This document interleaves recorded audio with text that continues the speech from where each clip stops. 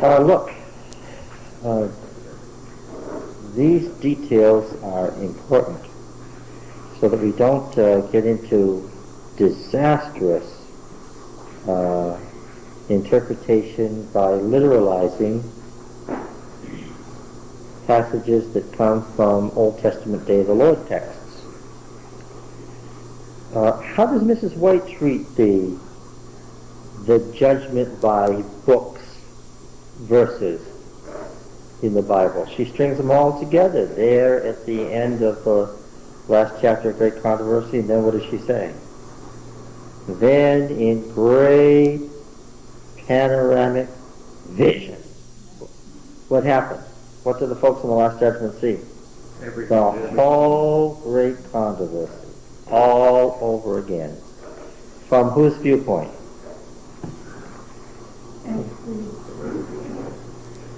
From whose viewpoint? That's the point. The Last Judgment is a judgment. Everybody, each actor recalls his own lot in place. Everybody gets to see everything that everybody did, including themselves. But from whose viewpoint? From God's. That's what makes it the judgment.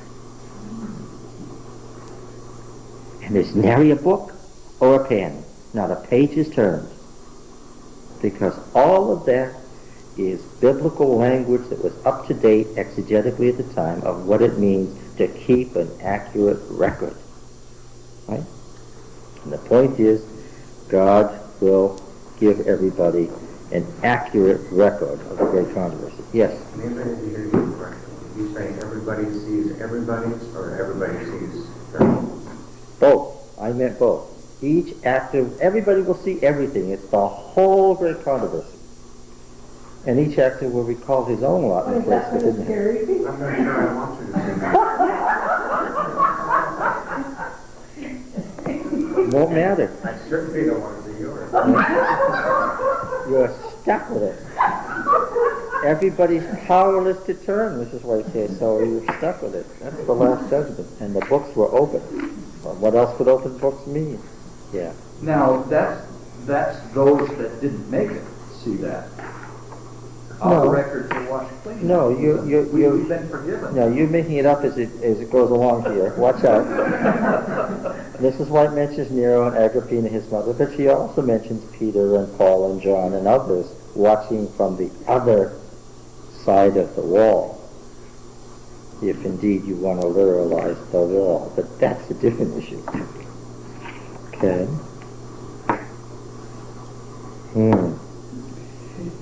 Now, yes, we have to be very, very careful in handling these texts to do an exegesis of the text that doesn't either ignore the details or over-literalize the details, understanding where they come from. I had this question, since we're going to study Ezra and Nehemiah next quarter. The 70 weeks of Daniel 9, when do they begin? Just anybody, tell me when. 457. 457 what? BC. Yes. Why did the Millerites end up with 1843? Well, because they forgot when you go from BC to AD, what happens? There's got to be a 0 year. Otherwise, you got the wrong set of numbers. What is that? Well, the problem is there is no 0 year. Yes, but there's got to be a 0 year in your computation. Well, could there be 2 ones? Because you count backwards down to 1, and then you start from 1 and go up. But that's exactly how we count it, which is exactly the problem. Oh, okay. I should have had a year 0. In 2 BC, if you made a contract with me under our system for 4 years, when would it expire? 6. You're close. You're off. Oh, you said BC? Yes. Right, then I would say 2 AD, 4 years later. Well, 2 BC, the end of 1 year would be 1 BC. The end of 2 years would be 1 AD. The end of 2 years would be 2 AD. The end of 3 AD, not, okay, you see, it's off a year, you see? Yeah, that's right, you have to put 0 in there to make it work. That's why they ended up with 1843 instead of 1844. Now, when during the year 457, according to Adventist, according to Adventist understanding, when during the year did that? It has to be the fall, you say. In our understanding, it does have to be the fall. And our friend here, who wrote this horrendous book, Revelations About to Be Fulfilled, makes it the spring.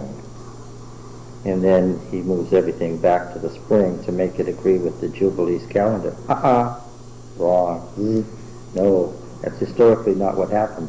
He would have been saved had he read a book entitled The Chronology of Ezra 7. I think you should all look for in the library.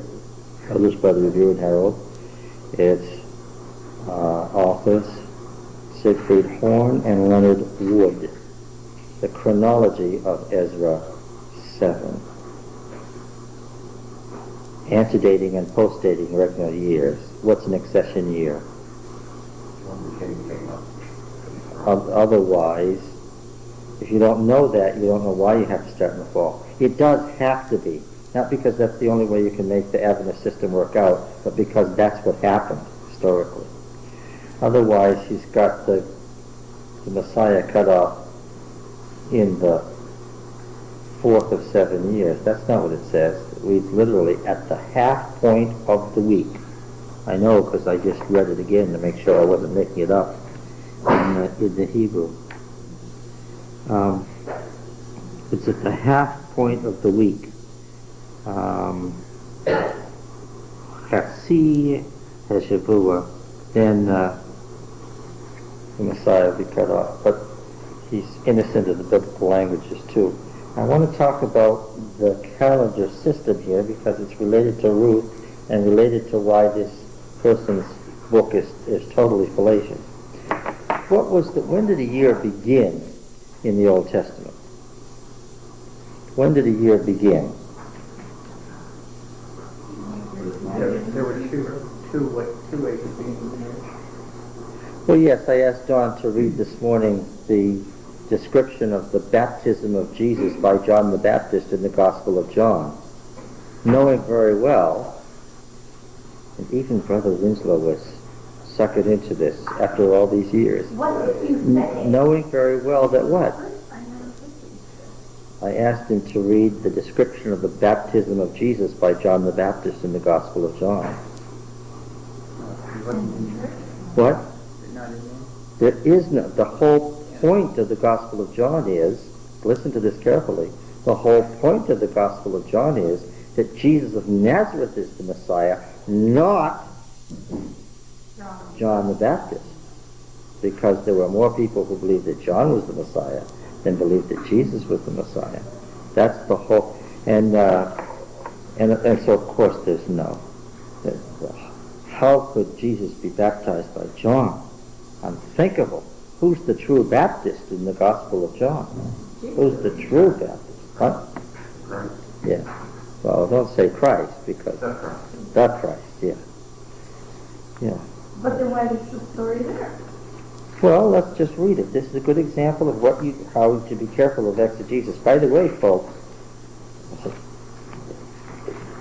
it was a study in my ability to be discreet and patient that when John asked, who's the prophet referred to here, and none of you could quote Deuteronomy, prophet like Moses, that I just sat quietly. Crazy. Yes. In fact, let's come to John just in a moment. Let's go back to Deuteronomy. What are those chapters about prophets and prophecy in Deuteronomy? 19. Oh, well. Does anybody other than Richard want to hazard a guess, since there's nobody obviously singing out the chapters that they memorized?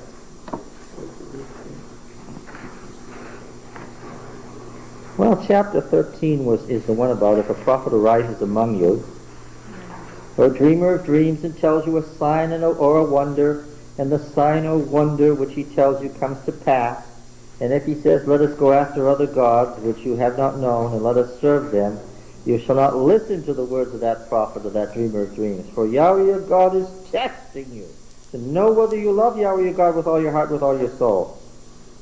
You shall walk after Yahweh your God and fear him and keep his commandments and obey his voice. And you shall serve him and cleave to him. But that prophet or that dreamer of dreams shall be put to death, because he has taught rebellion against Yahweh your God. No, that's not it. So it must be the other one, which is Deuteronomy 18. I knew you all knew that, and you're just too humble to say it. Deuteronomy 18 and verse 15. The question was, are you that prophet? And the answer is, Yahweh your God will raise up for you a prophet like me from among you, from your brethren. Him you shall heed, just as you desired of Yahweh your God at Horeb on the day of the assembly, when you said, let me not hear again the voice of Yahweh my God, or see this great fire any more, lest I die. And Yahweh said to me, they have rightly said all that they have spoken. I will raise up for them a prophet like you from among their brethren. I will put my words in his mouth, and he shall speak to them all that I command him, the new law. The prophet who's coming to give a new law, as Moses gave a law. Okay? And so, Gospel of John, looking over there.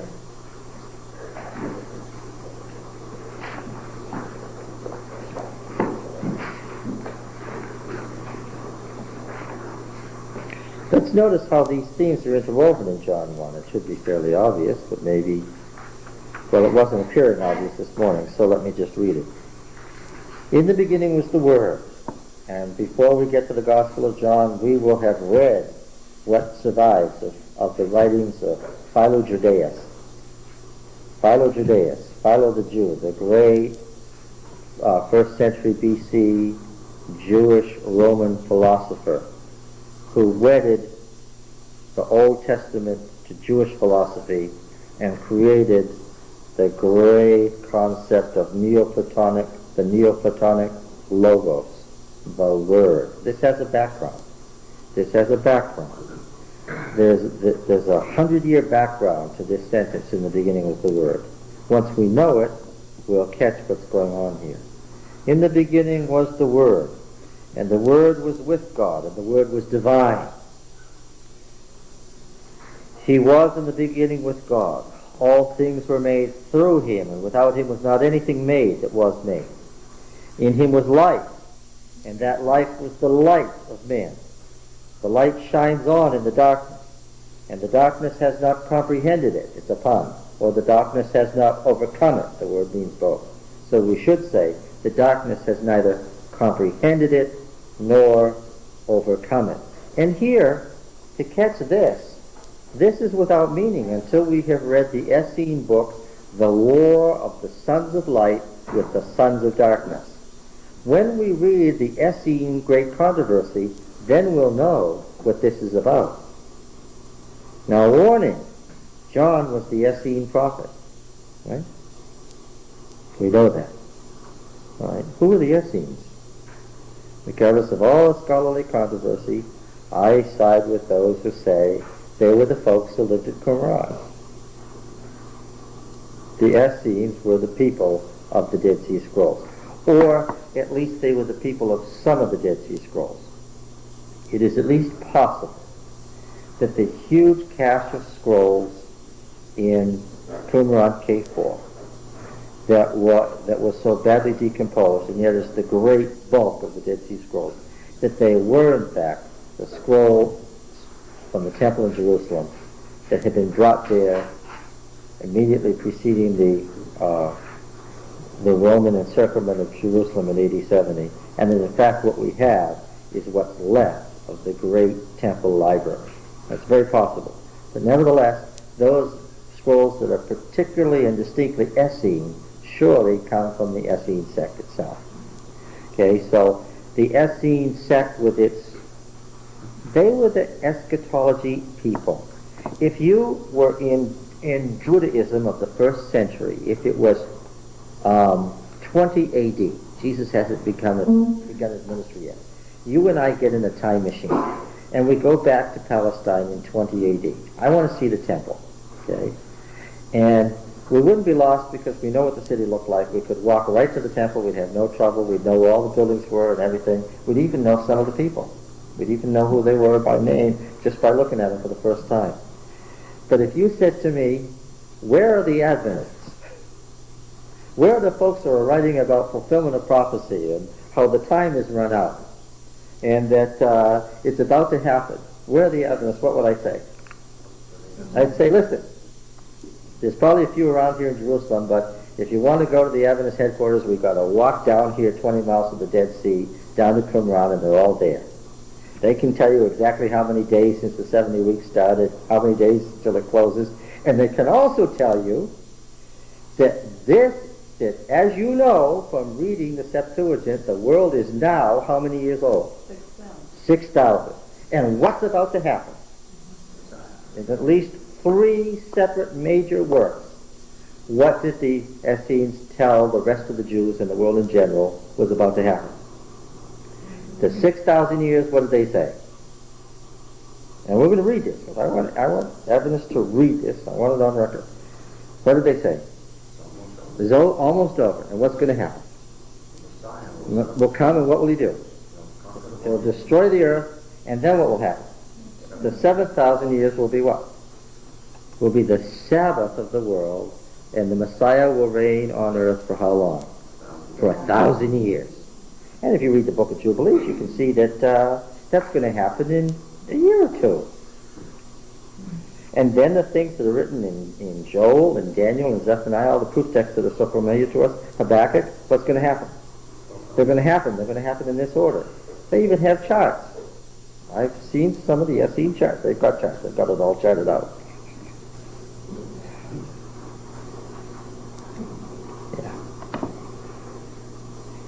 The first time that somebody said the world was about 6,000 years old and it's about to end was about 200 BC.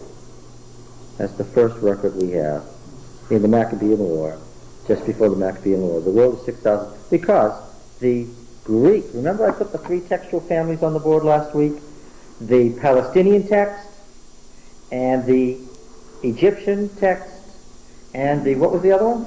The Babylonian text. And which text of the Old Testament are we reading? The Babylonian text. But according to the Egyptian text, the numbers in the genealogies, in Numbers, did you read that book? The numbers in Judges 5 and 11 said the world was how old in the 1st century BC? 6,000 years old. That's what it said. Yeah. In 30 seconds or less, how did they come up with the 6,000? Well, they just read. They added up the patriarchs' numbers as given in Judges 5 and 11. Well, how can we end up with the same thing? Oh, because the numbers are different between the Palestinian, the Egyptian, and the Babylonian text. Each of the 3 textual families has different numbers for those folks. A lot of them are 100 years older in like one than the other. 100 years older, yeah. John, what is the Jewish year 5,000 or something like that? Oh, that's from the Middle Ages. That's rabbinic speculation from the High Middle Ages, 15th, 16th century. It doesn't have a thing to do with anything. That's a good question. This Jewish New Year, how did they get this? That's just guesswork based on medieval thought. Yeah. So that's comparatively recent. That's long after the biblical period. And where did Ellen White get 6,000 years of sin? Where did it, this is a good question. In the 50,000 pages that Mrs. White wrote, and we discussed this at the time we discussed Ellen White, but I'm going to mention it again. In the 50,000 pages that Ellen White wrote, she mentions some 18 times the phrase for 6,000 years. For 6,000 years, sin has long blighted this world. One of the 18 statements, which is from Spiritual Gifts, Volume 2, actually is about the age of the earth. None of the others are. Okay. That's the unfortunate one that says about 6,000 years. When she gets right down to it, she turns vague. Yeah. So she's saying that the devil has nothing to do during the millennium. For 6,000 years he's bent all his mastermind, the deception of warring against God, and now he has nothing to do. Is her point how old the earth is, or that the devil stuck to examining his work during the millennium? That's her point, and she could have just have said, for as long as sin has been around, or for the whole history of the Great Controversy. And she frequently does. She has statements just like that, word for word, that use these other similar phrases, but because it doesn't say 6,000 years, you don't see it listed with these others. Okay? In Ellen White, 6,000 years is a synonym for as long as the Great Controversy has been around. Yes. And where did that figure come from for modern times? Okay, we know the Jews had 6,000 years in their day. But she says that Jesus was born at 4,000, doesn't she? Well, She does say that. yes, And you start- 4,000 years, that's right. That's exactly right. Now let me ask you again. We're trying to get the answer to the question, which determines everything else. Where in modern times did we get the idea that the world is about 6,000 years old? Misguided bishop. From a Roman Catholic bishop Misguided. in Ireland in the 17th century. You remember Archbishop James Ussher? Ussher's chronology? Now, what's wrong with the bishop's chronology? Well,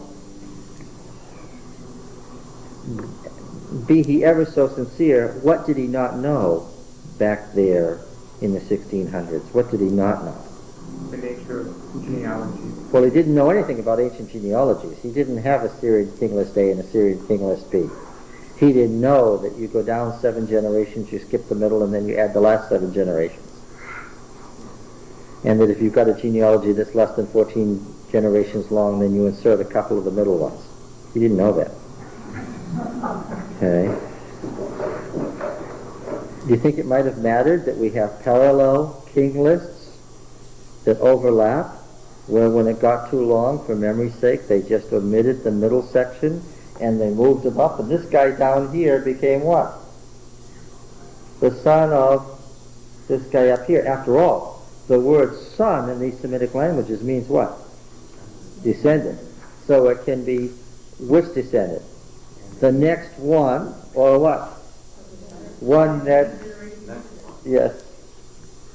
I was just reading today, the chronicler was telling me today, that Jehoshaphat walked in all the ways of David his father. Yes, he did, except that what? David was his father 3 centuries earlier. Okay. Well, the chronicler thought it was a close relationship. Yes. Yes. The chronicler liked all of David's children, some more than others. Yes. So then what would be your best guess as to the duration of the era? We're doing biblical exegesis here. We're trying to avoid nonsense, not compound it.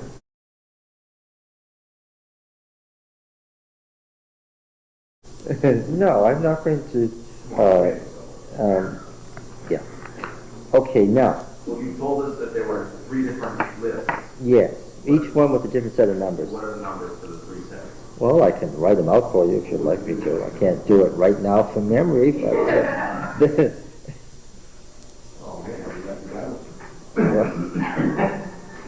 I'm sorry for that. But, I'll try to redeem myself by righteous works by bringing you the numbers. Well, there is speculation that's probably accurate as to why the Septuagint added numbers. There was tremendous interest in the history of the world in the 2nd century BC among the Greeks. And you'll remember that the great Greek city happened to be in Egypt in the 2nd century. This was a quirk. I thought the great Greek city was Athens or Sparta or one of those. Yes, in the 6th and 5th century. We're talking about the 2nd century BC now. The great Greek city was Alexandria, named for Alexander. Who named it for Alexander? Alexander did, of course. Yes. Why did Alexander put the great Greek city in Egypt? He was no dummy. It had the best climate. Folks in the Mediterranean went down to Egypt to spend the winter there. It was their summer holiday place. That's why when you go look at these Egyptian monuments, they've got Greek graffiti all over them. Right? Titus and Euphemia were here, 123 BC. Well, they didn't write it that way, but that's the year they're referring to. Had a good time. Wish you were here. So what happened with the story of John's baptism and Jesus' baptism? We're getting there. I have my Bible open to John 1. We're taking the boat that allows us to understand what's going on. Yes, that is the slow boat. We didn't take the fast boat that could have gotten us to genuine revelation already, where we could then engage in nonsense. Okay.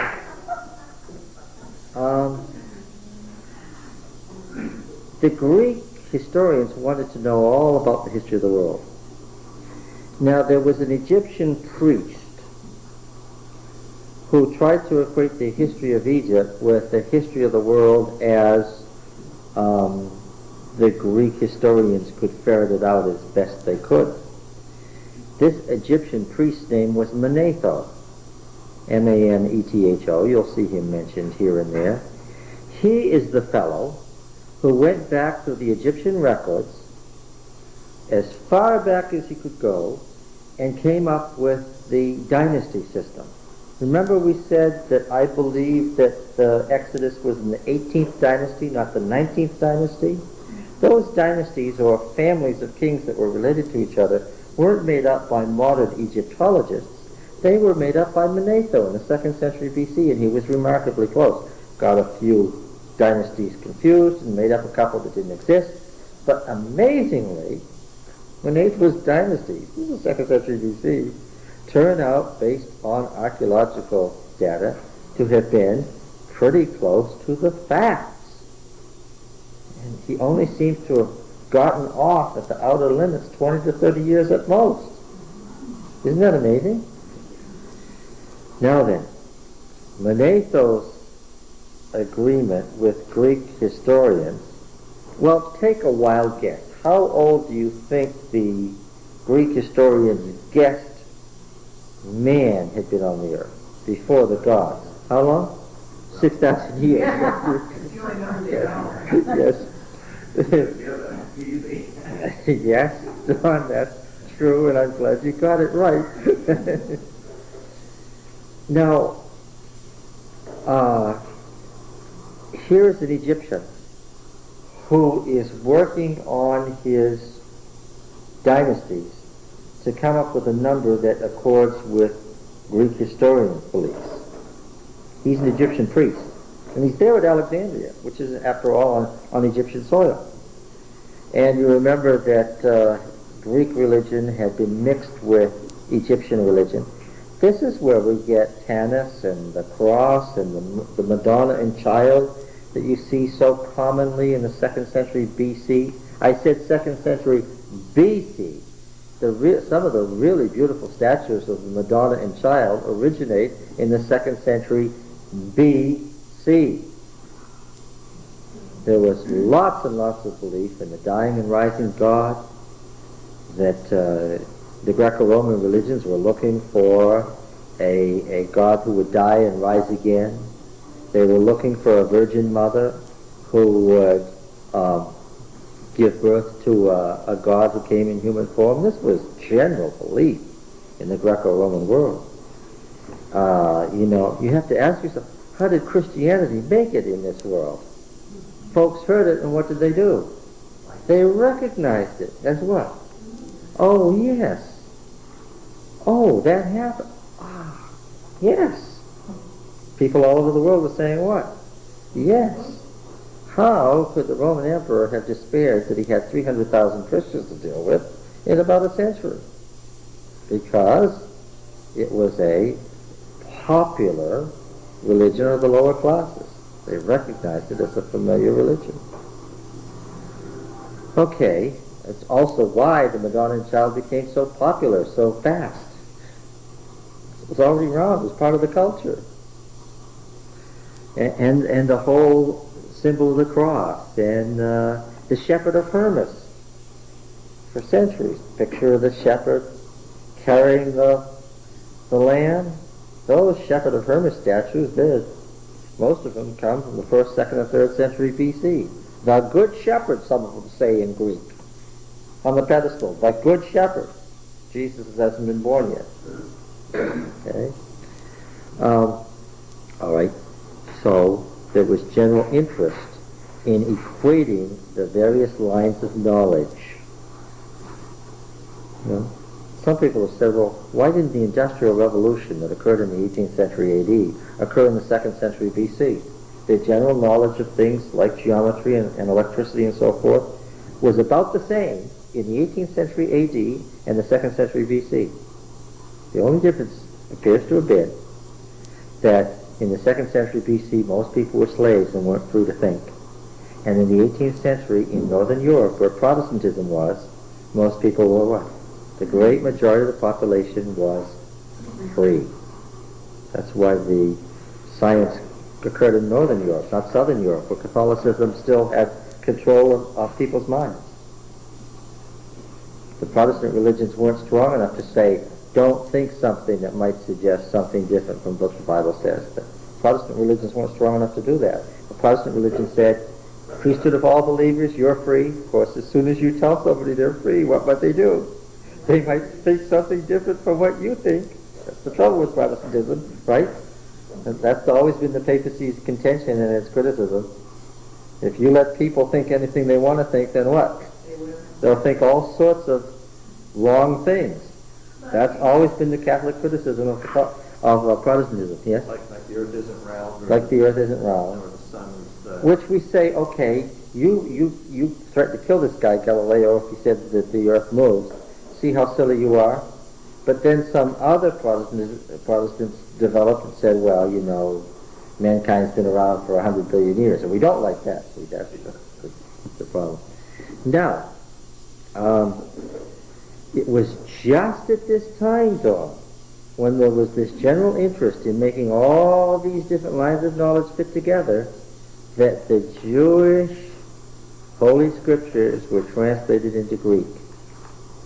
And here you have in Genesis these numbers that add up to the same numbers that the Egyptians and the Greeks said, this is how old it is.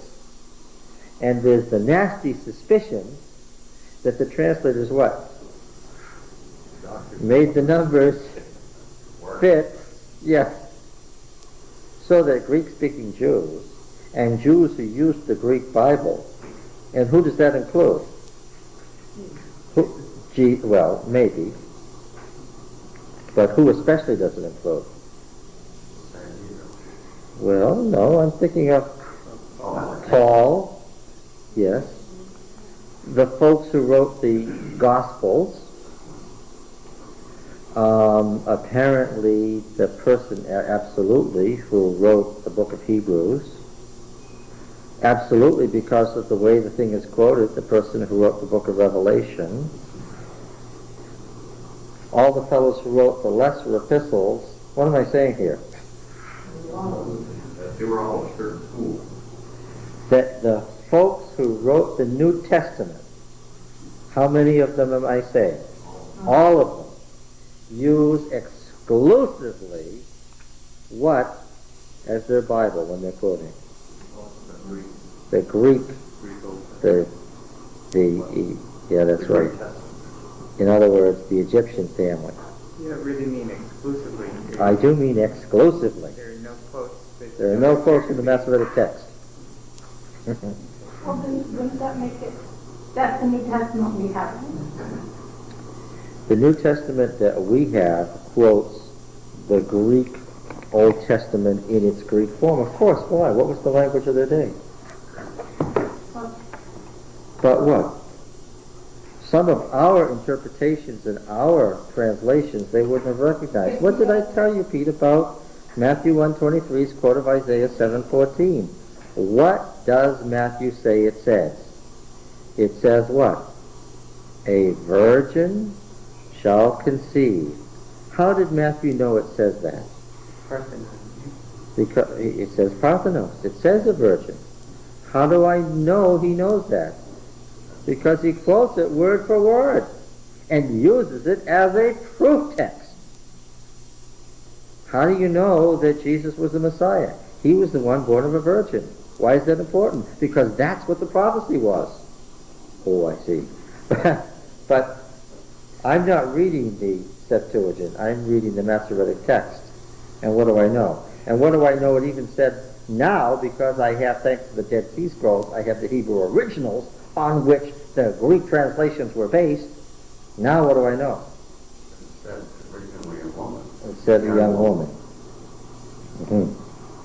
So that's what I'm saying. If the New Testament quotes the Egyptian one, not the Masoretic, so when you're saying that we have a quote from the Old Testament, we have the wrong Old Testament.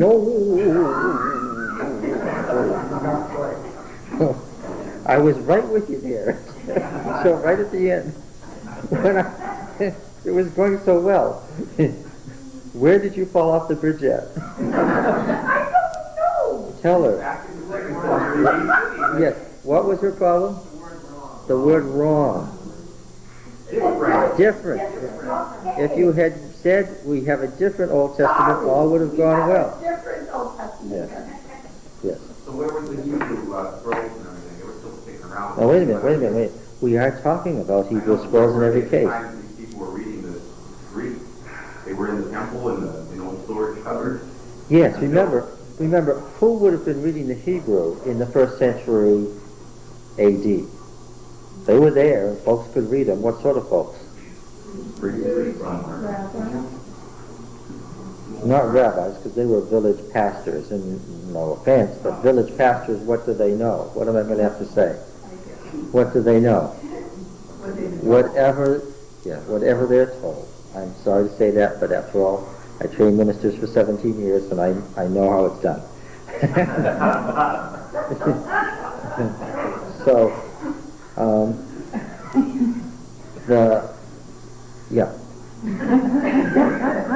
it was the scholars. Now, I'm sure that Paul knew what he was doing, and he made convenient use of the Bible because he could. In Paul's case, where he occasionally will quote a passage in Hebrew, sometimes he makes it up. It's no version at all. It's his statement of this is what it means. In the case of scholars, what? They could read it and they would have known, yes, we have different versions here. But the common people and the local priesthood certainly wasn't, and the local ministry certainly wasn't looking at these things. Those were the gospel writers were not looking at them. Oh, absolutely not. No, neither would their readers have. The Gospels weren't written by scholars for scholars. Far from it. What were they written for? They were written to communicate to the masses, absolutely. All right, by definition. So that's why they use the Septuagint text, because it's more well known? Oh, yes, because this is the Roman world. And the Jewish scriptures were scattered around everywhere in the Roman world. And what language were they in? The Greek language, which was the international language of the day. That really formed the religious vocabulary in Greek that came from that Septuagint, didn't it? Yes. Were Brother Don here, I would beat him up right now. He made some distinctions between grace and redemption this morning that were absolutely wrong. Totally wrong. Of course, the use of the words in the New Testament like grace. When we see charis being quoted, where does it come from? Well, it comes from the Septuagint. What's the great key word in Ruth, which we're studying right now, and I told you this last week, for covenant kindness or graciousness, those acts of covenant duty that go way above and beyond the required minimums or norms. What is a person showing? What does a person do? What's the word for that? As Yahweh does for Israel. The person has chesed, right? Covenant loving kindness or grace. There's no word in Greek or in English that equates to chesed that covers all the meanings of that word. It's a huge word, okay? Freighted with theological implications. So, the translators used a similar word but of narrower meaning and not as rich a word in Greek, charis. We get charismatic from that. And charis is the word that's translated grace in the New Testament. Why do the New Testament writers use this word so much? Because chesed is a word that's used hundreds and hundreds of times in the Old Testament. Therefore, when they read their Old Testament, what word did they see? They saw charis, grace. So it took on the meaning of the original word. Well, as much as it could within the narrower confines. It doesn't mean just grace. It means a lot more than that. But I mean, to the extent that they read it in all of those contexts, and we sort of deduce the meaning of the Hebrew word from all of those contexts. Then they could catch some of what the flavor of charis meant. Yeah, I suppose that's right. And so to say that there's not much grace in the Old Testament is, of course, what? An absurdity, because these New Testament theological concepts are drawn right out of the Greek Old Testament. Okay? A good example, Boaz says to Ruth, may Yahweh bless you for the chesed that you showed to your mother-in-law. Okay? That's what it says in the Hebrew. What does it say in Greek? It says the charis, of course. Now, so the bottom line, Don, then is that we understand why we have the 6,000 years in the Septuagint, but what is the meaning of that? What is the practical meaning of that? The practical meaning of that is that folks in Jesus' day in general, here, there, and everywhere, Jews and non-Jews alike, thought what? Thought the world was 6,000 years old. Which was why the Essenes could get so far with the idea that you see the world's about to end, and the next 1,000 years is the 1,000 years of peace, rest. After all, do you think this idea of the millennium in Revelation 19 comes out of nowhere? You know what it says? Then comes the 1,000 years. What does that tell you? And with no further explanation, just in 3 verses you're hit with, then comes the 1,000 years. Where does the 1,000 years come from out of nowhere? Without any explanation, without further definition, and then the text moves right on from there. So is there going to be 1,000 years? Just a minute. The reason for that is what? Yes. Everybody knew what the 1,000 years was. That was a given. When Abraham was told, circumcise yourself and all the males in your household, now the Egyptians, he was living in an Egyptian province, circumcised, and had been doing it for quite a while. Did Abraham say, do what? What is it you want me to do? No, he didn't. What did he do? He circumcised himself and all the males of his house. Why did he do that? Because he knew what? He knew what it meant. Part of the culture. There's no record that anybody in the first century thought that the book of Revelation was strange because it had the 1,000 years in it. Instead, they argued about the meaning. What does that tell you? The thing itself was already a given. Yeah. So you see, that theory that the world is 6,000 years old and the 7,000 years is about to begin is built right into what book? It's built right into what book? The book of Revelation. It would have been easier if we read the book of Jubilees first, which says that explicitly, but that's okay, we'll get there. All right? When you get back there, it's funny, you get back into these things that are thousands of years old, and you smile. Because you say, this person was an Adventist. I've been here before. I know where this person is going. right? Some guy writing in the 1st century BC. Yes. So we would have gone down and visited the Essenes, and that's where we would have felt at home. And Josephus, the Jewish historian, boy, what a cast of characters. Josephus, remember him? Remember who he was? The Jewish general in Galilee who fought the Romans in the Roman-Jewish War and lived to tell about it, and who wrote some very interesting books.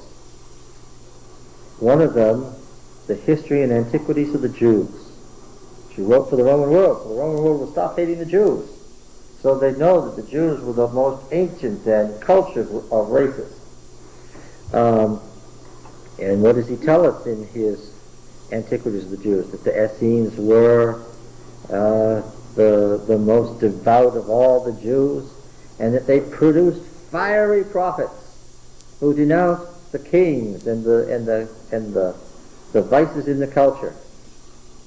And in this context, who does he mention?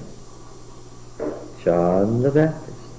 Did you ever wonder what John the Baptist was doing out there in the wilderness? And what did he do? Just live there by himself? In a cave somewhere? And then one day said, I think I'll go down to the Jordan River and I'll start preaching. And what did he do? Preach to the rocks until somebody happened to walk by and say, hey, you know, there's a guy out there preaching. And slowly 2 or 3 people gathered, and finally it became a huge crowd. How did that happen? It happened why? Because the Essenes lived down there by the Jordan River where it ran into the Dead Sea, and because Essene prophets preached down at that spot, and folks did what? They were fiery evangelists, right? And what did folks do? Went down to listen. Yes. No.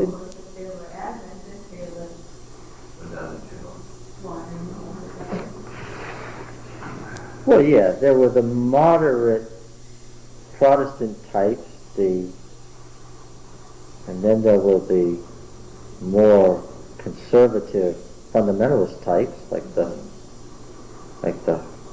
Pharisees, and then of course there were the liberal high church types like the Sadducees, who were offended by these fiery Adventist prophets predicting God's doom on them and on the world, right? Now, did these people go down there to listen because they couldn't get straight answers from the learned scholars? Oh, sure. That, you know, they looked down on these people and they said, well, we're not going to tell you, so they go to somebody else that'll tell them straight what the story is. Well, which do you think is more interesting? A sermon about the end of the world, or an exposition on 15 ways that you can interpret the law in Leviticus 24?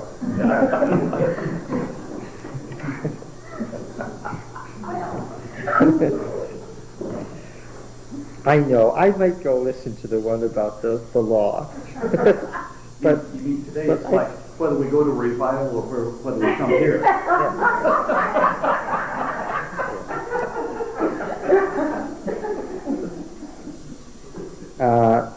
Trouble is, you get some. I hope there's some fiery end of the world stuff here too from time to time. No, it's going to be the right stuff. Well, I hope so. I think that probably 90% of it or more is right. You can decide which 10% you conclude is nonsense and just omit it. So everybody gets to choose their own. Now, against this background, we have, in the beginning was the Word. The Word was with God, and the Word was divine. He was in the beginning with God. All things were made through him, and without him was not anything made that was made. In him was life, and that life was the light of men. The light is shining on in the darkness, and the darkness has not overcome it or comprehended it. The very next sentence reads this way: there was a man sent from God. Now we just said that the Word was God. Right? There was a man sent from God whose name was John. He came for testimony, that is judgment, to bear witness to the light, that all might believe through him. He was not the light. Something's going on here, right? He was not the light, but came to bear witness to the light. The true light that enlightens every man was coming into the world. He was then in the world, and the world was made through him, yet the world knew him not. He came to his own home, and his own people received him not. But to all who did receive him, who believed in his name, he gave power to become the children of God. Favorite Essene phrase. Who were born not of blood, nor the will of the flesh, nor the will of man, but of God. And so the Word became flesh and dwelt among us, full of grace and truth. We have beheld his glory, glory as of the only Son from the Father. John bore witness to him. Of course, to bear witness is martyreo. You recognize the word martyr. Martyreo. The first Christian martyr in the Gospel of John is John the Baptist. John, martyreo, bore witness to him and cried, "This was he of whom I said, he who comes after me ranks before me, for he was before me." And that's upon in time, space, and rank. Okay? And from his fullness have we all received grace poured on grace. For the law was given through Moses. Grace and truth came through Jesus Christ. It's the first mention of Jesus. No one has seen God. The only Son who is in the bosom of the Father, he has made him known. And this is the testimony from John. When the Jews are the enemy in the Gospel of John. The Jews are the enemy. When the Jews sent priests and Levites from Jerusalem to ask him, "Who are you?" he confessed. He did not deny. Do you understand the arguments going on here? He did not deny. What does that tell you? Somebody didn't believe this. He confessed. He did not deny, but confessed, "I am not the Christ." Why could such powerful words have been written? Who are they written to? They're obviously written to someone who believes what? That John the Baptist was the Christ. And they asked him, "What then? Are you Elijah?" He said, "I am not." "Are you the prophet?" He answered, "No." They said to him, "Who are you? Let us have an answer for those who sent us. What do you say about yourself?" He said, quoting Isaiah 40 verse 3, a famous Christian proof text, "I am the voice of one crying in the wilderness, make straight the way of the Lord," as the prophet Isaiah said. Also a favorite Essene proof text. Spread all through the Essene literature in the Dead Sea Scrolls. Now they who had been sent from the Pharisees, they asked him, "Then why are you baptizing, if you are neither the Christ, nor Elijah, nor the prophet?" John answered, "I baptize with water, but among you stands one whom you do not know." What does it say over here? He was in the world. The world was made through him, yet the world did not know him. He came to his own home, and his own people received him not. Among you stands one whom you do not know, even he who comes after me. What does it say above? The one who comes after me ranks before me, the thong of whose sandal I am not worthy to untie.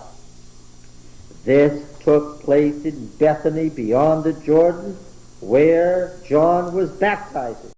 Why is that said? First to say what? This isn't made up what? This actually happened. Now, you started to say something about John being in the wilderness.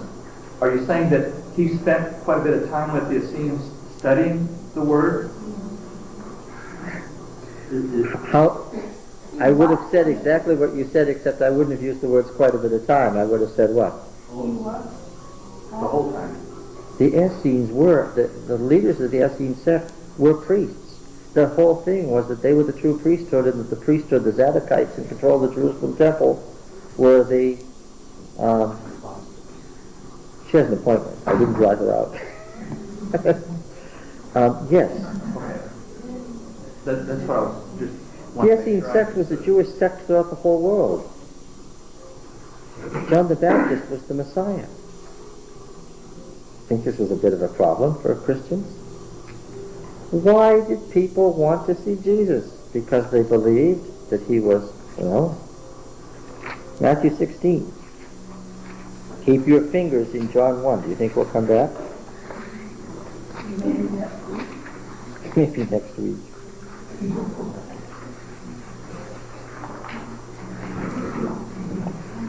Verse 13. We're getting pretty familiar with this passage in Matthew 16. I hope that you recognize it right away. It's the Petrine text. Right? Now when Jesus came into the district of Caesarea Philippi, he asked his disciples, "Who do men say that the Son of Man is?" And they said, "Some say," what's the first answer? "John the Baptist. Others say Elijah. Others Jeremiah, or one of the prophets." Why Jeremiah's in there, we'll find out when we get to Jeremiah. He said to them, "But who do you say that I am?" Okay, now then. We were reading in John 1. Verse 29. The next day, he saw Jesus coming toward him and said, "Behold the Lamb of God who takes away the sin of the world." Remember, John is what? Besides being a fiery Essene prophet, what is he? He is a priest. Keep that in mind. He is a priest. He's dressed as Elijah. Right? He is a priest. "Behold the Lamb of God who takes away the sin of the world. This is he of whom I said, after me comes a man who ranks before me, for he was before me." Quoting word for word what has already been said above, emphasizing it. "I myself did not know him." Now, let's straighten out some nonsense from this morning. Do not drag in to one book the theology of another book. Do not misread a passage by reading into it even things other parts of the Bible say that this passage doesn't say and doesn't believe. What does John mean here? Who is John here? Who is John not here? He is not cousin. That comes from a much later time and a much later gospel with very different viewpoints. This is the earliest, the original gospel. Okay. What does John mean when he says, "I myself," this emphatic use in Greek, "me"? Is that important? John the Baptist is what? He's the great priest of Judaism. "I myself did not recognize him." What does that mean? What does that mean? That he had how much knowledge of this person? None. Yeah. No nonsense dragged in. We will not contaminate the theology of the Gospel of John by misreading it in our exegesis, by dragging in what? That is not part of this gospel. Who is John the Baptist? He's the forerunner priest.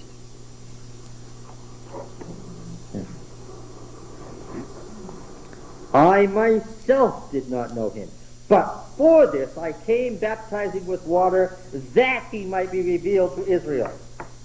What's the purpose of John's baptism? To reveal the Christ. No other reason.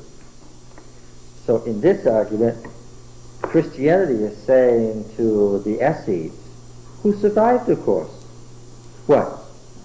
Your religion. And there were disciples of John the Baptist all over the world. Your religion, what? Is the forerunner religion to what? To Christianity. Now that you're on the road, what? If you really believe John the Baptist, then what? What was John the Baptist's purpose, according to his argument? To reveal Christ to you. If you're really a follower of John the Baptist, then what? You ought to become what? Yeah. Well, I wonder, did it work? Christianity's here. And what? And if that Arab boy hadn't thrown that stone at that goat, the Essenes wouldn't be here, right? Except for a paragraph in Josephus, and that's all we knew about him. Except for that, what? Now we know them to be the great religion they once were.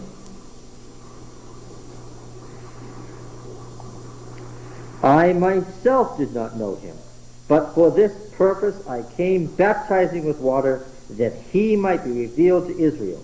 And John bore witness. What's this word? Martyreo, the verb, again, to testify, and it's a testimony that you seal, what? With your life. And John bore witness. I saw the Spirit descend as a dove from heaven, and it remained on him. I myself did not know him, but he who sent me to baptize with water said to me, he on whom you see the Spirit descend and remain, this is he who baptizes with the Holy Spirit. And I have seen and have borne witness that this is the Son of God. Who's the first Christian martyr? John. And so, this morning in Sabbath school, I asked Dawn, what? We're singing over the heads there. I asked him, please read the description of John baptizing Jesus as it's recorded in the Gospel of John. Well, of course it's not. Why would there not be any such description? Because the whole idea... In this account, would there be such a description? Of course not. Why? The whole idea was that Jesus was the one that was going to baptize. Jesus is the one who is the baptizer, who baptizes with the Holy Spirit, and John's water baptism is only what? Is only done to get people to repent so that they what? Can recognize the Christ. You get it?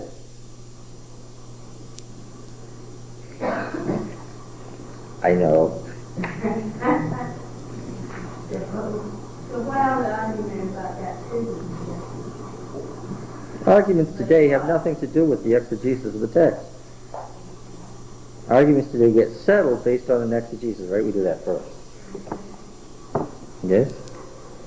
So then you do an exegesis of Matthew, and then in Matthew, Jesus... Well, Matthew's later. When we do the Gospels, we do John, Mark, Matthew, and Luke. Then we'll find out how it grew. About, for example, Hazel. Dr. Basil in the English, he talk about exegesis. All the time he tell you need to go for complete like one book say to go in the theology of not one. That's fine. To get the theology, to get a biblical theology, you need to build a theology of the whole Bible. That's fine. But what do you do first? You take the theology of the component parts first. We won't get the theology of John down if we start reading the Bible and contaminating the theology of John by reading backwards into it a theology from a later gospel directed to different issues. In order to get a complete biblical theology, we have to examine the component parts on their own first, right? Ultimately, to get a biblical theology of the Christ, how many Gospels will we look at? All of them. Yeah. Okay. How are we doing here? Ooh, time is flying by. Yes. So really, each biblical author presents a different strand of theology, a different viewpoint.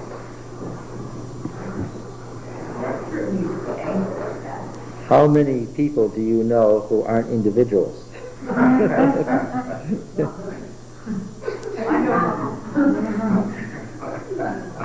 When God works through an individual, what are you going to get? You're going to get that individual. You're going to get Christianity locked in a great struggle with the Essene view of who's the Messiah for the soul of Judaism.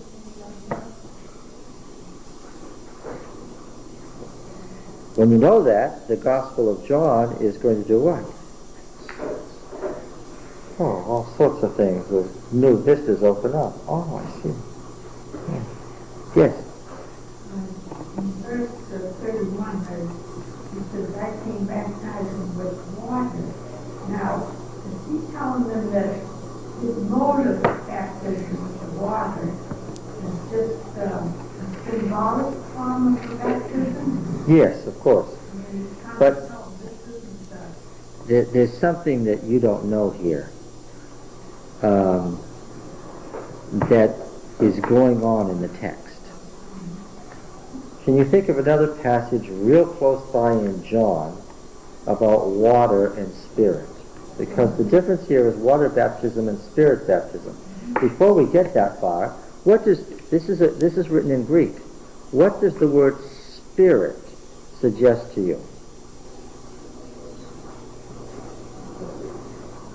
We're in the 1st century AD in Greek now. What does the word spirit suggest to you? Yes. What else? Breath. Breath. Wind. Wind. Life.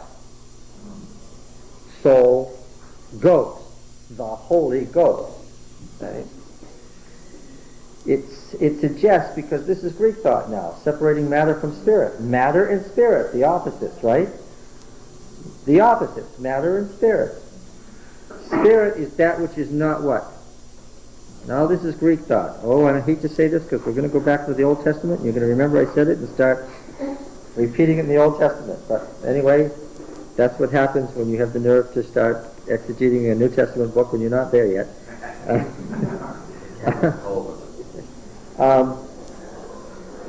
The Greeks, we know that the Greeks were famous for separating the opposites, and that matter and spirit was one of the things they loved to separate. Spirit is that which is what? Not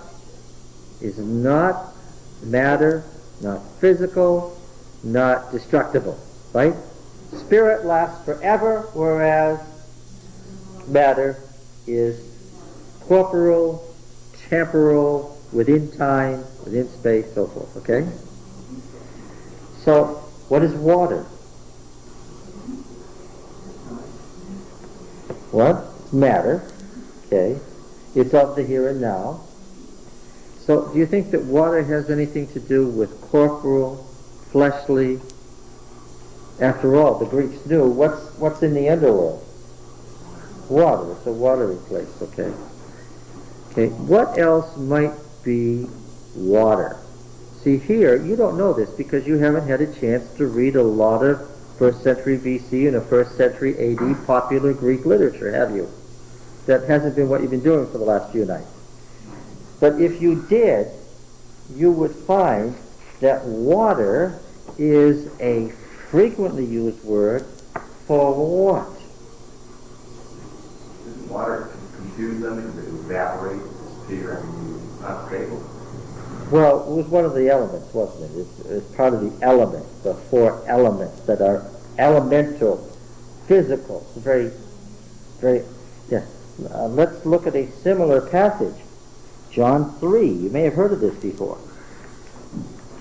There was a man of the Pharisees named Nicodemus, a ruler of the Jews.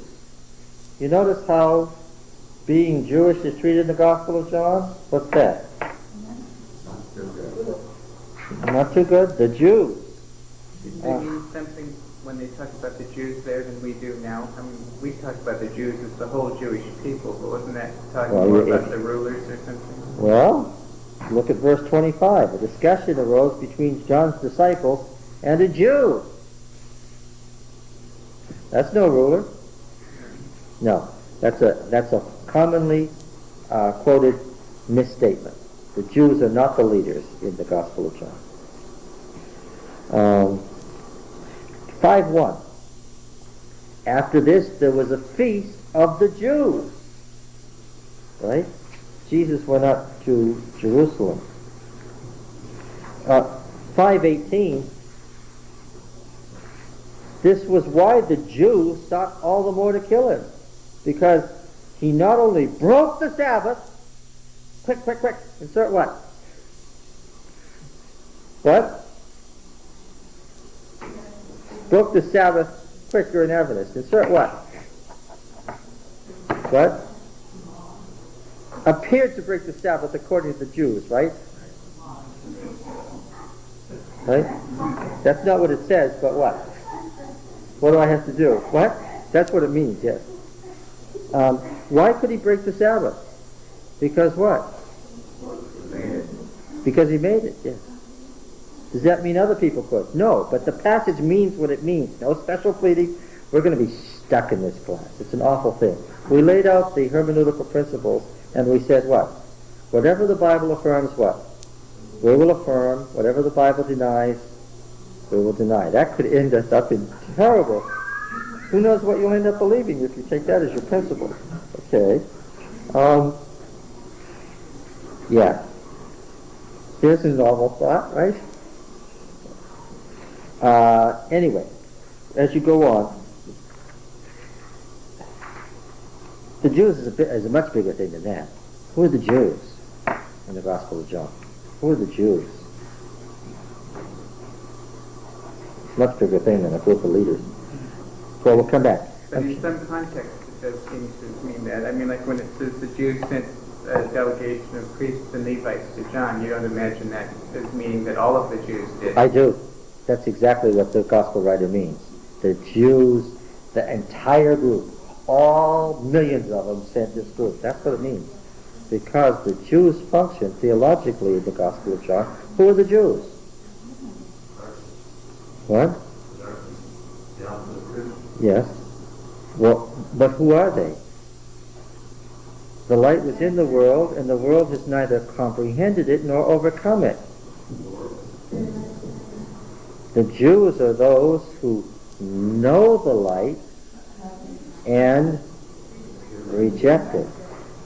Are the Romans included in the phrase the Jews? No. The Jews are those who know the light and have rejected it. The Jews come in. It has nothing to do with, it doesn't have anything to do with ethnicity. Why? The author, most of the Christians, and most of the Essenes are what? Ethnically Jews. But that's not what it's about. It's a theological, not an ethnic statement. Now, getting back to you asked about the verse about water and spirit. Chapter 3. This is what I hoped would pop into everybody's mind. It didn't. Now, there was a man of the Pharisees named Nicodemus, a ruler of the Jews. Does that put him in a good light or a bad light? This is real bad sign that he's identified as a ruler of the Jews. What does that mean? He knows the It means he knows the light and is in the process of what? Rejecting it. That's the definition. He's a ruler. The man came to Jesus by night. Oh, friends, it's so obvious. When would this man come? He'd have to come at night. Why? He's rejecting the light. Oh. What did the whole book say it was going to be about? Well, I know you haven't read The War of the Sons of Light with the Sons of Darkness yet. But you will. What? It's all about the conflict between light and darkness. That's what the opening sentence says this book is going to be about. And all the Essenes would have wanted to read it. Why? Oh, look, here's a companion and follow-up book to their basic great controversy text, The War of the Sons of Light with the Sons of Darkness. No Essene could have read the first verse and not read on. Okay. What? That's right, you can't eat just one. They find what you're talking about, the sons of light and darkness in the Dead Sea. In the Dead Sea Scrolls, yeah.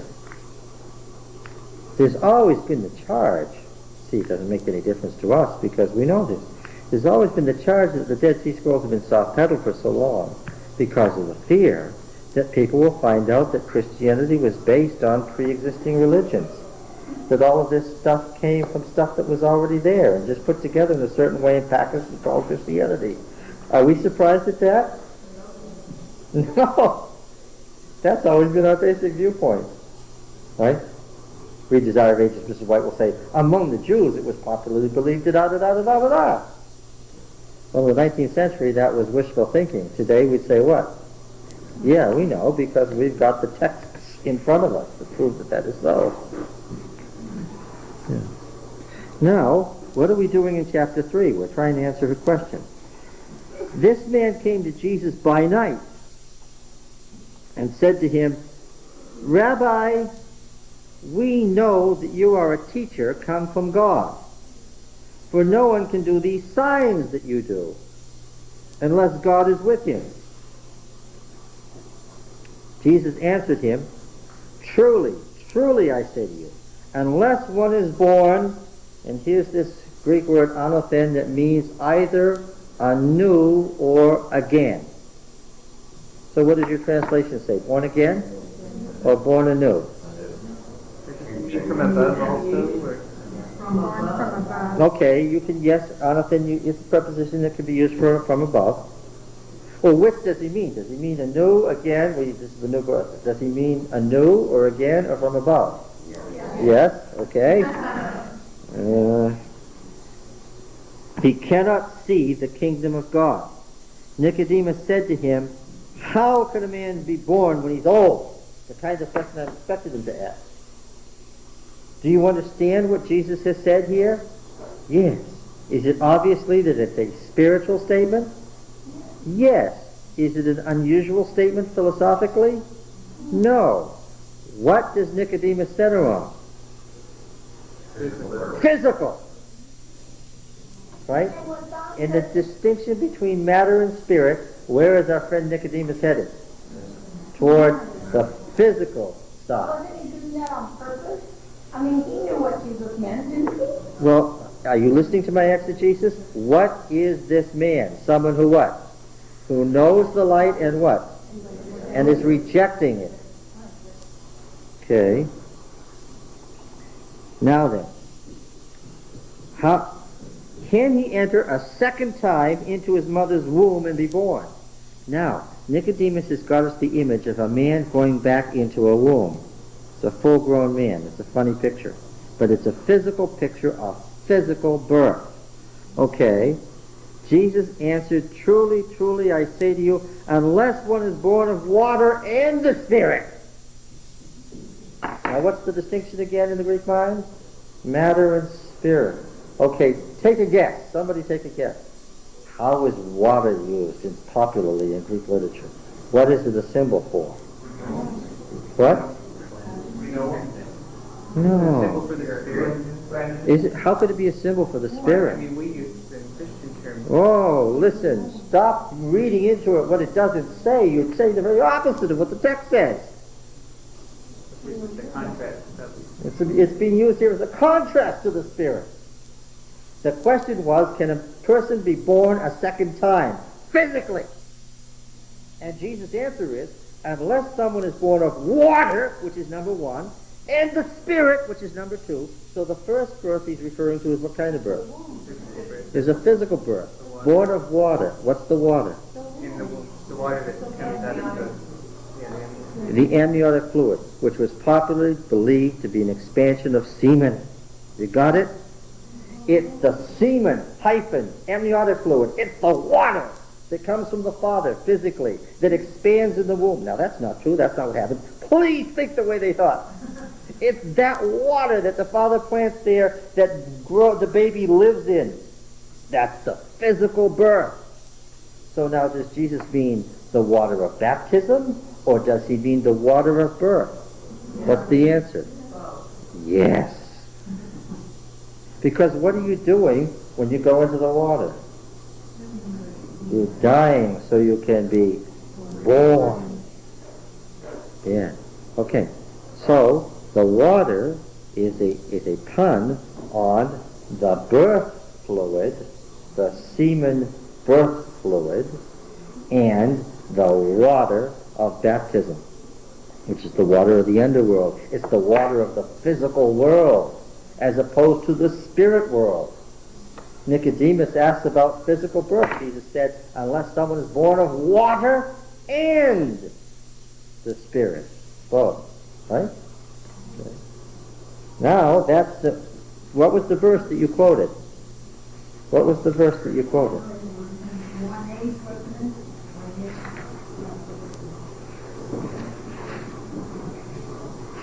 1:8.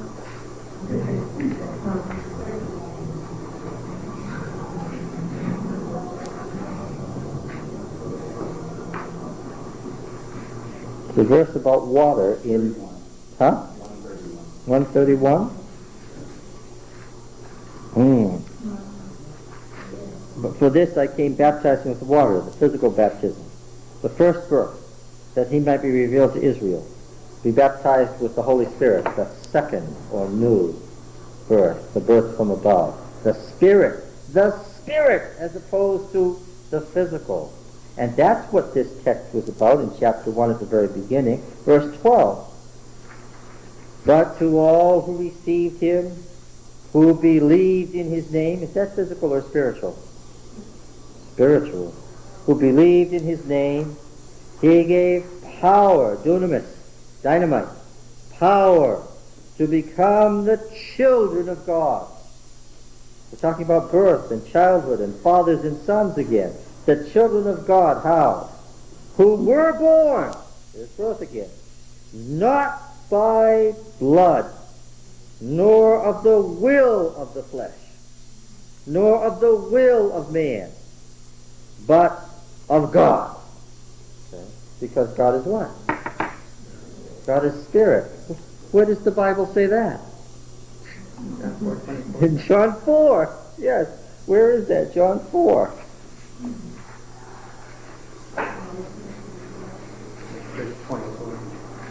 Oh, we don't want to get down there, Richard. Read verse 7. Then came a woman of Samaria to draw water. Jesus said to her, give me a drink. What have we got here again?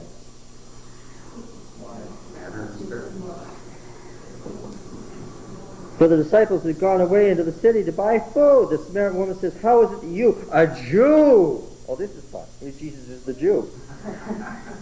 See, she doesn't get it. She doesn't get it. She's talking to the Word and thinks what? She's talking to a Jew. See, you're supposed to laugh. How is it that you, being a Jew, ask a drink of me, a Samaritan woman? For Jews have no dealings with Samaritans. Jesus said, if you knew the gift of God and who it is that's saying to you, give me a drink, you would have asked of him, and he would have given you living water. Ah, yeah, well, the woman said, sir, the well is deep. You have nothing to draw with. Where are you going to get living water? Are you greater than our father Jacob, who gave us the well and drank from it himself, his sons and cattle? Jesus said, whoever drinks of this water will thirst again, but whoever drinks of the water that I will give him will never thirst. For that water that I will give him will become to him a spring of water welling up into eternal life. What's the word? Verse 14. The woman said to him, Yes, Zoe, you mean the everlasting life? Into Zoe is life. life. Yes. The common word for the common description for sperm. The water of life. What is spermaticos? It's the water of life. Well, how do I find it? Every word is literature. Okay. The woman said, Sir, give me this water that I may not thirst, or come here to draw. Jesus said, Go call your husband. He should have the water of life. There's puns in here. Oh, that's deliberate. It's very deliberate. Oh, you want the water of life. Oh, well, go get your husband. So she said, But I don't have a husband. Jesus said, You're right in saying you have no husband. You've had 5 husbands. And the one you have now isn't your husband. And then she said, Truly. Okay. The woman said, Sir, I perceive that you're a prophet. Our fathers worshipped on this mountain, and you say Jerusalem is the place where we ought to worship. Jesus said, Woman, believe me, the hour is coming when neither on this mountain nor in Jerusalem will you worship the Father. You worship what you do not know. We worship what we know, for salvation's from the Jews. He's talking about what? Himself. But the hour is coming, and now is, when true worshippers will worship the Father in spirit and in truth. For such the Father seeks to worship him. God is spirit, and those who worship him must worship in spirit and in truth. This sounds awfully Greek. It's meant to be. Right? Everything physical is of this age, and what? Is dying. But what? He's going to give the spirit, which means what? The person who gets the spirit, what? Will never die. You see how water and the spirit function? Yeah. Well, now, how did we get to the gospel? Because I asked a recurring question. Yeah. I asked what you had said about John 1. What I asked was for him to read the passage where John baptizes Jesus. Which, of course, once you look at the book, not only is it not there, what? It couldn't possibly. But the ones that weren't there today, did he try? Yeah, he did. Actually, John finished being more nobody this morning. Okay, now, I really, really, really do want to talk about Ruth.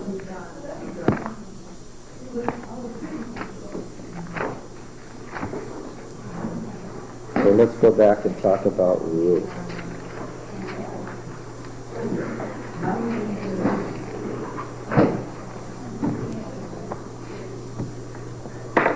I quote Beryl's incisive comment again. Such a big story. Right? When you get to the Bible, what? It really is a big story. You know. When you're talking about Ruth, you think of stories, like the stories of the patriarchs that are now contained in Genesis, the J&E story. You think of the stories that pre-existed, like the stories of the judges that we saw in their separate units in the book of Judges.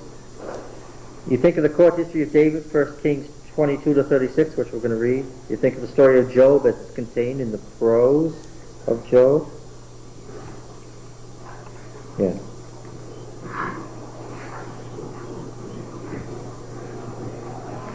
I warned last time that the author of Ruth is a master at double entendre, and of course the author of Ruth had one purpose, and the Deuteronomic historian had quite a different purpose in including it here.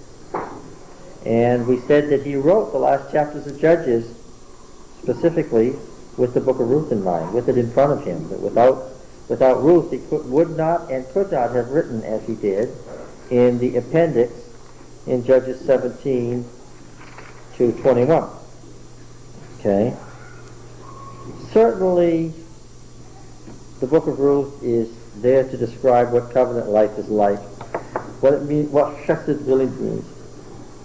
It's also there to talk about the special relationship to Moab, and of course, it's there as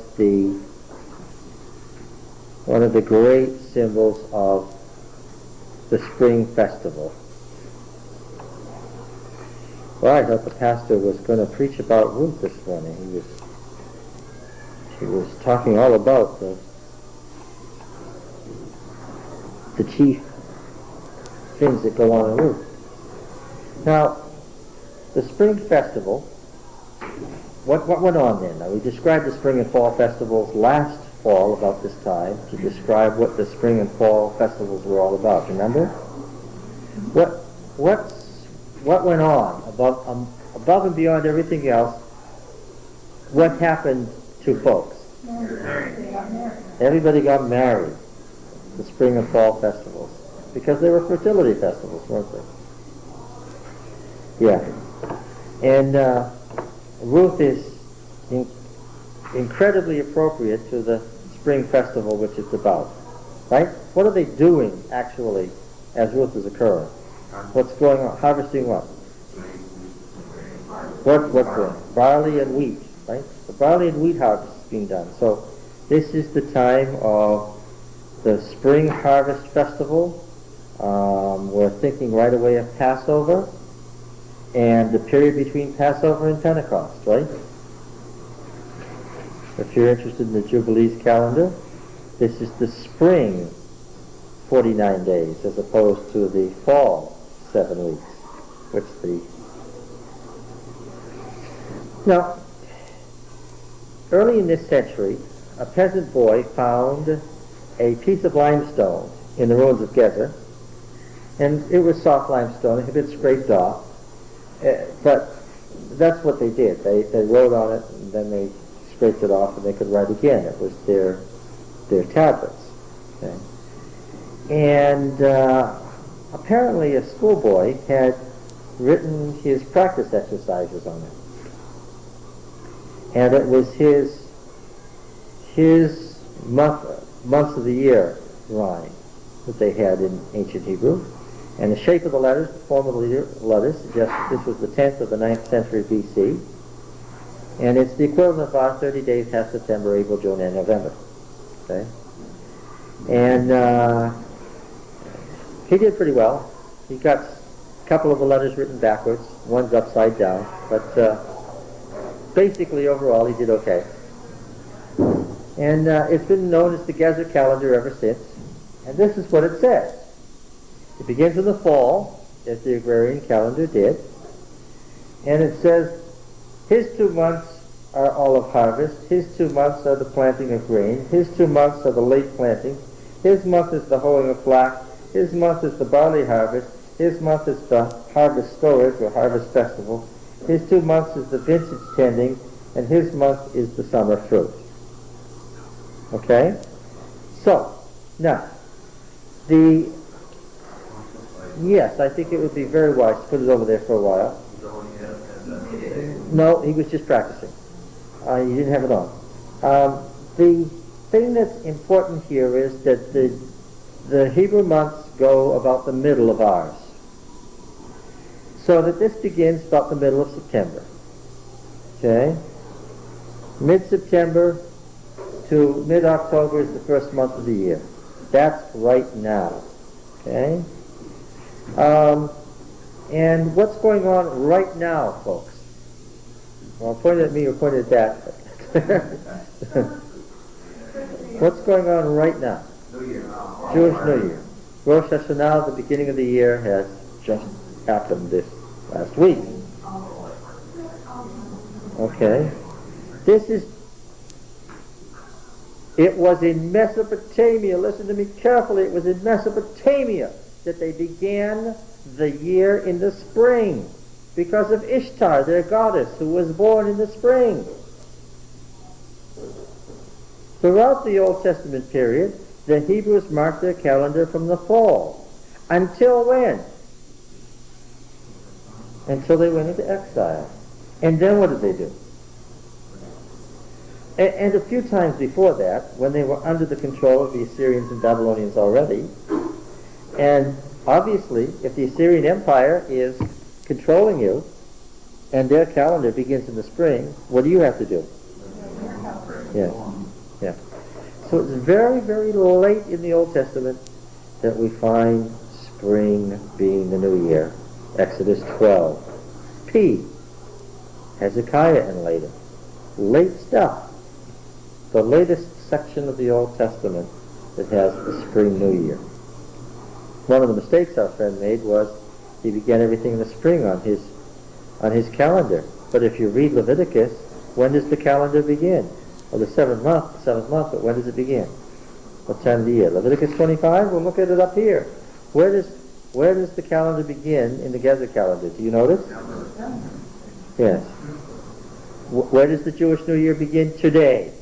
To this very day. Where does it begin? In September. Yes. In mid-September, in the fall, as it always did. What is it, Leviticus? Well, let's look at Leviticus 25 again. If you don't start in the fall, friends, you don't get Jesus being crucified in the spring. Because you don't get to the half of the week, which is 3.5. 3.5, if you're starting in the fall, brings you to the spring. If you don't do that, what do you end up with? If you start in the spring, you're going to end up with what? Fall. It's one of the many mistakes that make this thing totally wrong. Leviticus 25 says this.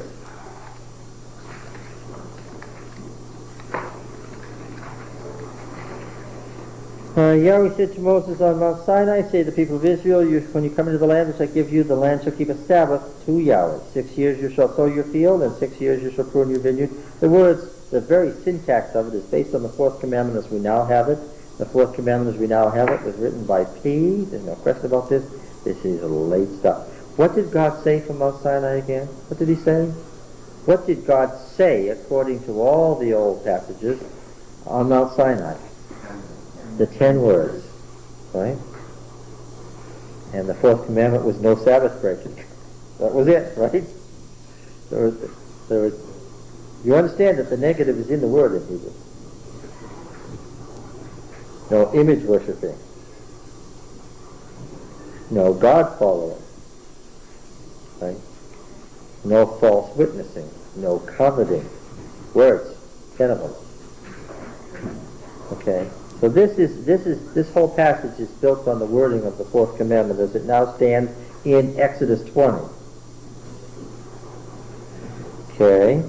Verse 8, and you shall count 7 weeks of years, 7 times 7 years, so that the time of the 7 weeks of years shall be to you 49 years. Then you shall send abroad the loud trumpet on the 10th day of the 7th month, which is what? The Day of Atonement. So it's the 7th month, so we have a spring civil calendar, but what's the beginning of the holy year? In the fall. Yes, in the fall. The difference between the New Year's Day, by the way, and the Day of Atonement is simply both are New Year's Day. They are both New Year's Day. What's the beginning of the month? What marks the beginning of the month? What? What about the moon? The new moon. What's a new moon? A little sliver. Because there are 2 times when the moon does something interesting. When it's completely away from us, totally away from us, how does it look to us? No, when it's away from us, it looks full. Because if the Earth's not, unless there's an eclipse and the Earth is standing exactly in the middle, which happens occasionally, between the sun and the moon, then the moon's going to reflect all the light of the sun back to us if we see a full moon. Now, at the other time of the month, it moves around so that it's right between us and the sun. And unless it gets exactly between, in which case there's going to be a solar eclipse, what do we see of the moon? Nothing. And then it moves out of phase, and as soon as it moves out of phase, what do we see? We see a sliver. That's the new moon. How long did it take in Jerusalem to see this new moon after it happened? Well, up to 72 hours. And it was from the temple, of course. As soon as you could observe the new moon from the temple, you got a new month. Okay? That's why you had different months in different places. That's why the months don't always fit, because, oh, this is a headache. You realize, of course, that the new moon, and the word for new moon and new month are exactly the same, of course, in Hebrew. That the month could begin differently where? In Spain, in Babylon. Oh, what a pain that was during the Babylonian captivity. There was such a big argument about where the new moon should be. Can you imagine? Where it should be, well, what did the conservatives say? We should mark it from what? From Jerusalem, of course. And they were exactly right, of course, for it, except they had one problem. What? There was no way to know when the new moon was visible from Jerusalem. What an annoyance that. Can you imagine the theological fight that entailed? It was awful. Old theological wars, right? Nothing like old theological wars. They couldn't fix the Passover. No, they couldn't. Could not fix the Passover or any of the feasts. Couldn't fix the Day of Atonement. How did you know what the 10th day was? Do you want to fix the holy feasts by the city of Babylon?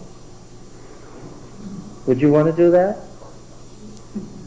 See, right? That's worse than having Christmas on the Roman holiday, right? Yeah, so you can imagine. So what we have then was it's even worse than that.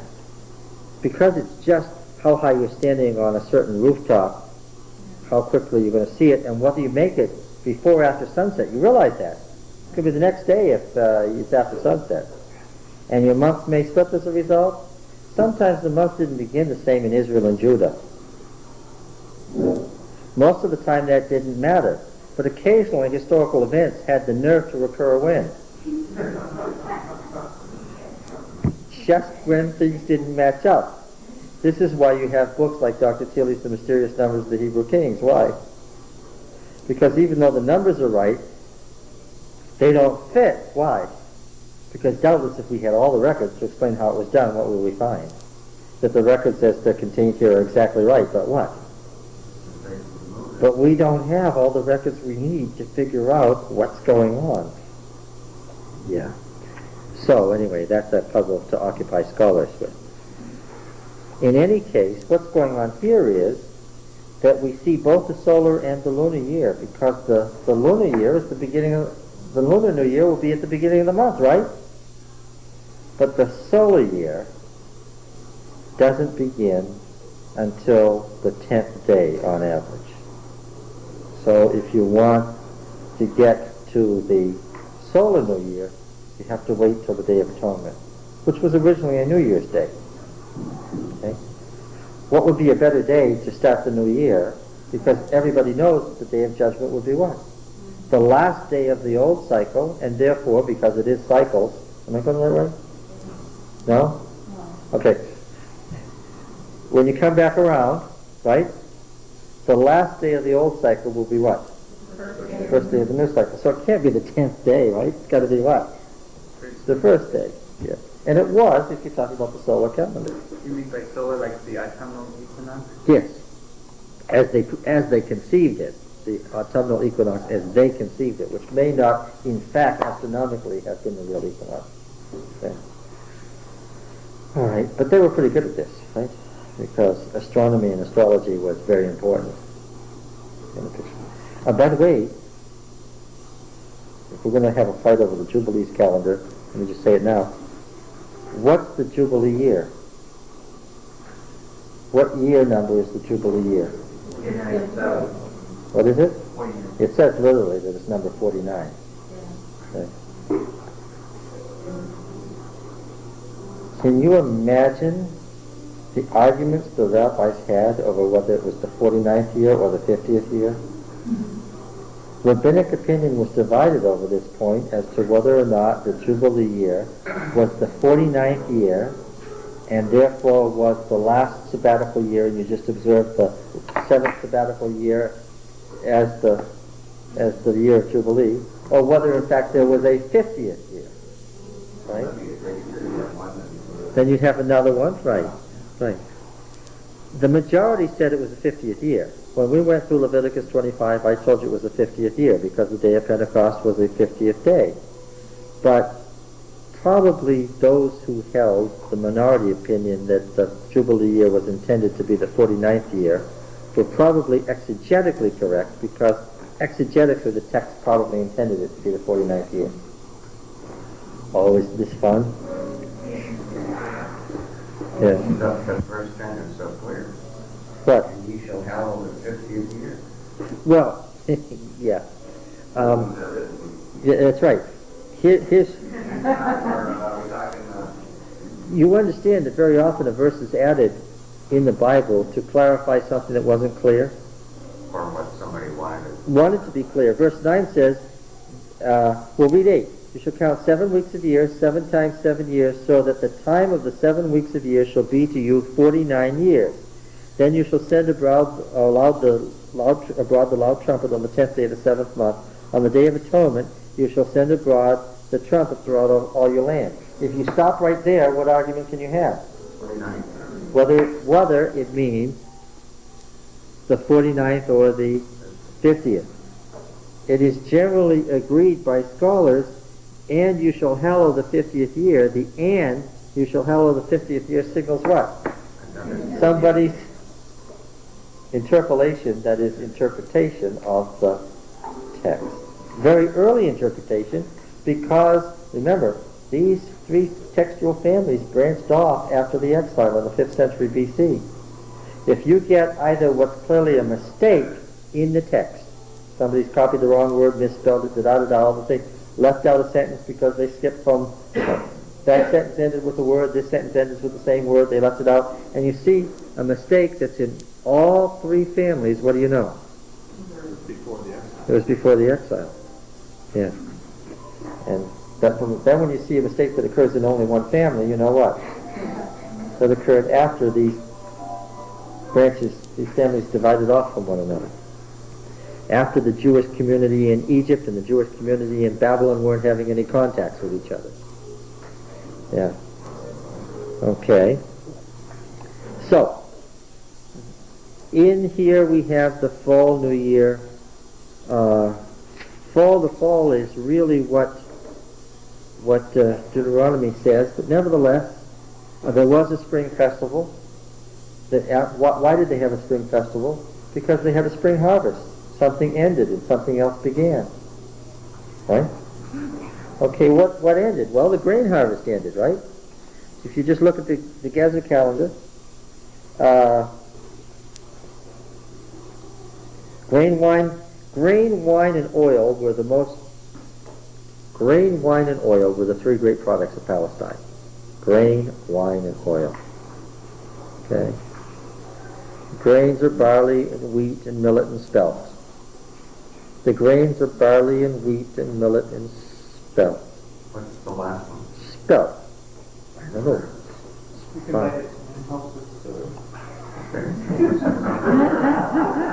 Comforting to know that. Yeah. I never heard of it. What does it mean? It's very similar to wheat. I could bring it along. Okay, yeah, then I know. Let's have show and tell. Bring us some. Yes. Very, very, very, very good. Okay. Bread. All right. Yeah, and of course, the vintage harvest is grapes and olives. Olives are the big fruit of Palestine. Grapes and olives, yes. Figs and dates are the lesser ones. Amos was a dresser of sycamore trees, he said. Those are sycamore figs.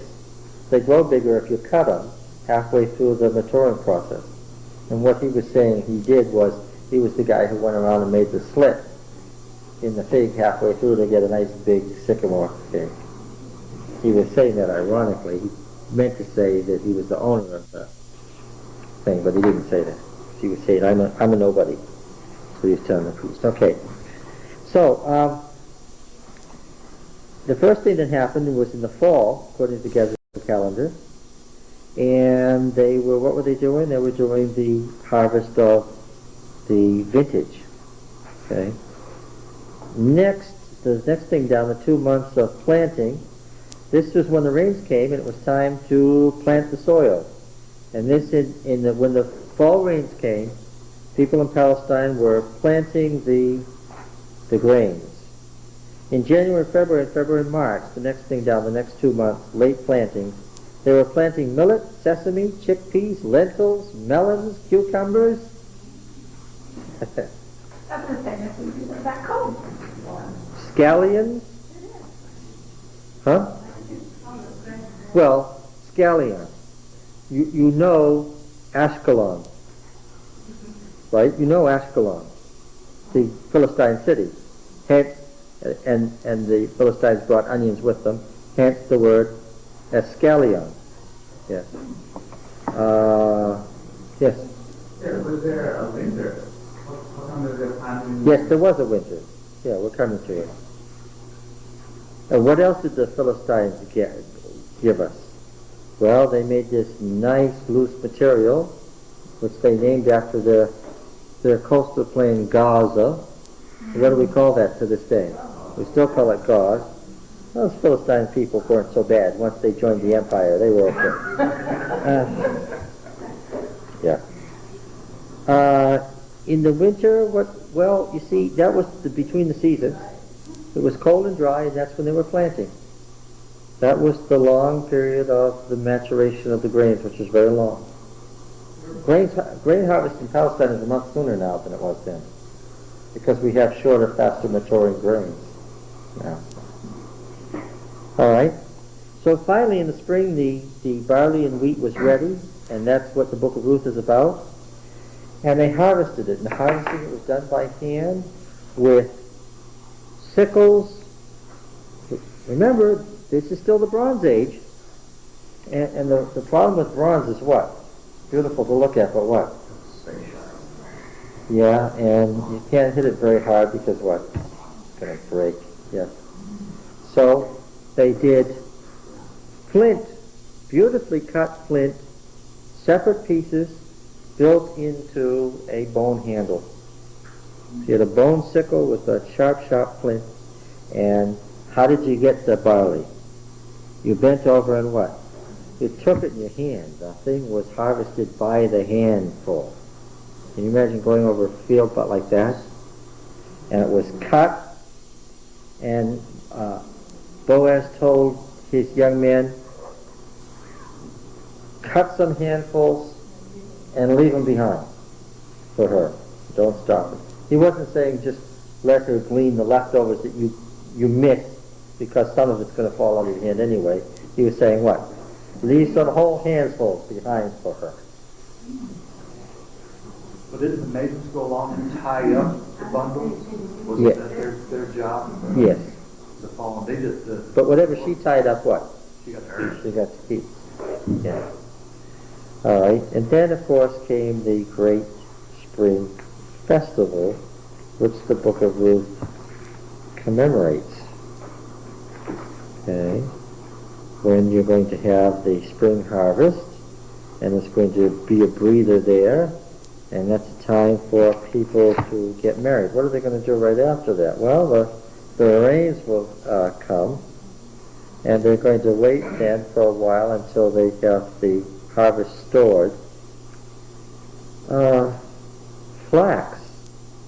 They also had flax, and flax, of course, they were making into linen. What did they have to do with it first? After you cut it stalk by stalk, what did you have to do? And then what? Leave it to do what?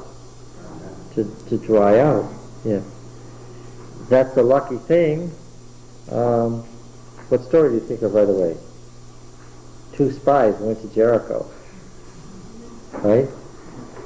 The king of Jericho heard it and sent to Rahab, but she put them where? Under her flax stalks on her roof where she was drying them, remember? What time of the year was that? That was spring, remember? They crossed the Jordan River in the spring and they kept Passover. Greek causes great before July 15th. No, actually the grapes begin maturing in July, but most of them, depending on how high you are, of course, most of them are not ripened until the end of August. They begin to be ripened. The first fruits come in July. It's a good piece of Desiderata to know there, Joseph. Oh, you're reading off a piece of paper. I had great hope for you there. For a minute, I thought you just remembered it. He's reading off a piece of paper.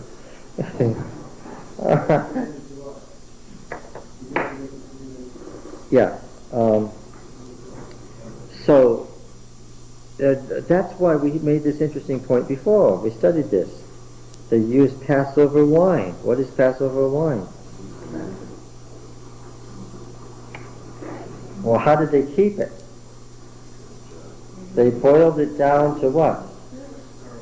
To syrup, and put it in wineskins and buried it, and then when it was spring, months later, what they do? They brought it out and reconstituted it, right? Passover wine wasn't new wine. Yes. Yes. Okay, I think that we